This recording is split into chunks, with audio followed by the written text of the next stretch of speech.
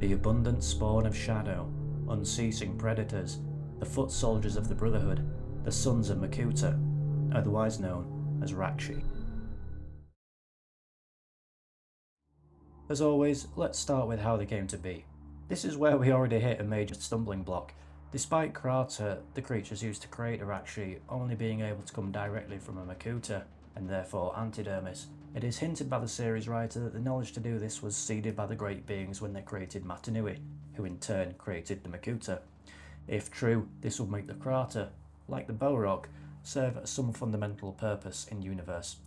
What precisely this was, however, is open to interpretation. This is all intriguing, but unfortunately falls victim to one of Bionicle Law's notoriously abundant inconsistencies. There are also statements which suggest that Matanui did not bestow the Makuta with this ability, and that they may have engineered this themselves. While this fits into the Makuta's characterization as scientists gone rogue, this is never addressed in any of the novels or guides, and only in secondary sources, such as Q&A threads. As such, the canonicity of the nature of the Kraata's origin and purpose is rather fuzzy.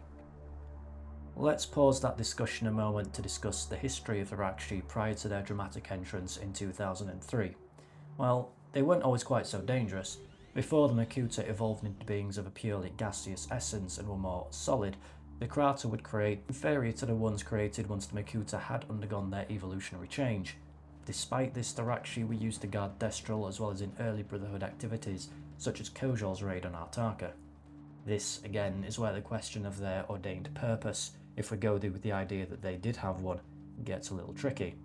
If the Makuta did come into the world with the ability to create such creatures, perhaps these more powerful Kraata were off script, so to speak, from the Great Being's plan, or a design flaw. Anyway, over the course of being dispersed on various assignments across the universe, some Rahkshi would become wild and fall out of direct command of the Makuta. Without operating under direct orders, it has been indicated that a Rahkshi's intelligence is comparable to something like that of a hyena on Earth. A notable example of these wild Rahkshi was the one encountered by the Toa Metru in the archives during their showdown with Kraata. The fog dissipated to reveal a sight out of every Matoran's nightmare. Two powerful, menacing creatures, reptilian heads darting back and forth, staff held tightly in their claws. One of the Rahkshi was gold in colour, and now it screeched at the tower. This Rahkshi had the ability to manipulate the weather within a limited range. Its partner, bright orange in colour, was surrounded by a swarm of fireflies. Controlled by the Rahkshi, the insects were just waiting for the signal to charge. After this, the Rahkshi don't play a large role again until after the Great Cataclysm, when Makuta Pteridax took up residence on Matanui and created 6 new Rahkshi to counter the 6 Toa Nuva as they helped in the search for the 7th Toa.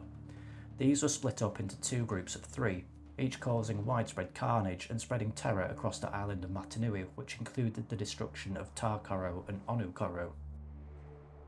The 6 Rahkshi that Pteridax dispatched were Lerak of Poison, Gorak of Disintegration, Panrak of Fragmentation, Torak of Fear, Korak of Anger, and Vorak of Hunger. This is where the most well-known and fleshed out appearance of the Rahkshi in the Generation 1 story, but they continue to be used in various operations and engagements by the Brotherhood and Makuta, such as the Siege of Metronui during Destiny War, in which the Rahkshi were briefly able to breach the city's defences, helped in part by Voparak's recent attack on the city to retrieve the Konoe Vahi. We've looked at the Rahkshi themselves, but now let's examine what powers them from within their suits of armour. Kraata. These slug-like creatures, created from a Makuta's essence and thus of antidermis, they are capable of not only powering a Rahkshi but also of infecting a Konoe mask. Makuta were able to choose which type of Kraata they created, and indeed Pteridax used other Makuta to effectively mass-produce them to sustain his armies. The act of creating a Kraata was not a one-way procedure, and Makuta could theoretically reabsorb them into his being. However, there are no documented instances of this taking place in the story that we are aware of. A link therefore remains between the Kraata and the Makuta which created it, seen when Takenova used the Kraata salvage from the Rahkshi which attacked Kininiwi in his Usanui vehicle, leading him to Pteridax's lair of Mangaya. Additionally, when Tahu destroyed the Rahkshi, and thus the Kraata inside them, by using the golden armour at the end of the story, Pteridax felt a sensation as his essence, or at least the Kraata subservient to him, were irreversibly incinerated. Power surged through him.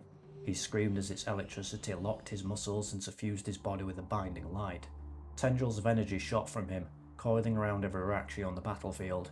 The creatures fell to the ground, seized by spasms as their power raced back along the tendrils and into Tahu. As combatants on both sides watched, the Rahkshi's armour disintegrated, and Kraata slugs inside them exploded into shards of shadow. What none of the fighters on the ground knew was that they had already done more than they realised. Each Kraata was bound to its creator in some way, in this case, Makuta. While he did not feel their pain, he could sense their deaths, and the loss of so many at once made him hesitate for a moment. On that instant, Makuta was paying no attention to the world around him, or the sky above him.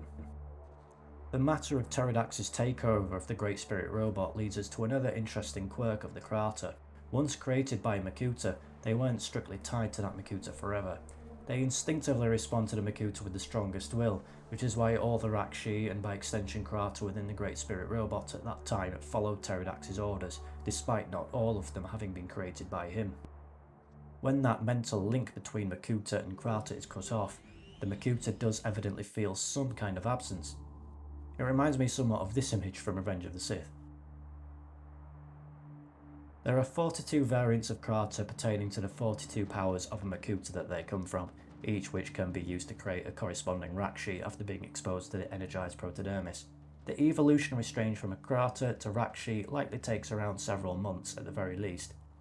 A Rahkshi is the natural final life stage of a Kraata. Think along the lines of a caterpillar and a butterfly.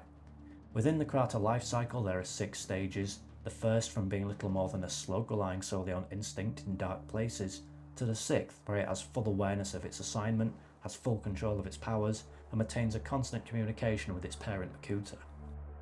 There is additionally a 7th stage which is extremely rare and is only brought about by chance genetic mutation, a Shadow Kraata.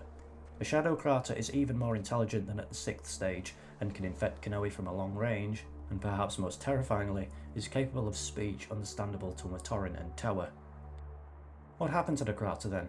At the end of the Generation 1 storyline, the Kraata powering Pterodax's armies of Rahkshi were, as mentioned earlier, destroyed. Any that either managed to escape Tahu's blast, or skulking in dark corners of the Matoran universe, would have made it onto the reformed Spheros Magna to live out their lives as a wild species, similarly to the Kargarak, in something lightly resembling their Stage 1 evolutionary behaviour. As Mizrax is the only Makuta we know of to survive at the end of the story, there is technically potential for more Kraata to be created, but if he ever does, that is where we enter the realm of speculation. With all that information, we are able to answer the central question that has been running through this video: were the Kraata a natural phenomenon or engineered later? Based on everything we've learned in this video and what I found in my research for it, I personally lean more towards the idea that the Kraata were engineered by the Makuta. I'm kind of applying Occam's razor somewhat to this. The theory that the Great Beings both planned for the Makuta to create Kraata, then evolve into a gaseous state, and then create more powerful ones is quite a logical stretch. It also presents the follow-up problem of working out what purpose the Great Beings had in mind for the Kraata. The theory that the basic idea for Kraata was planned by the Great Beings and then got corrupted by the Makuta later on, to me is much more likely, and the theory that the Great Beings had no input at all, and the Makuta engineered Kraata from the beginning, is more convincing still. If the Makuta created the Kraata through their own know-how, it also eliminates the need to identify a purpose for them, as this theory makes it self-evident, to infect Kanohi and to create Rahkshi. It essentially boils down to what extent you believe the Great Beings were omniscient and 3 steps ahead, against how much you believe the Makuta had independent agency and the ability to engage in science that contravened a plan the Great Beings may have had. Apologies for the analysis-heavy video, this is a very interesting topic to cover. I hope you too found this video interesting and or useful, and as always, thank you for watching.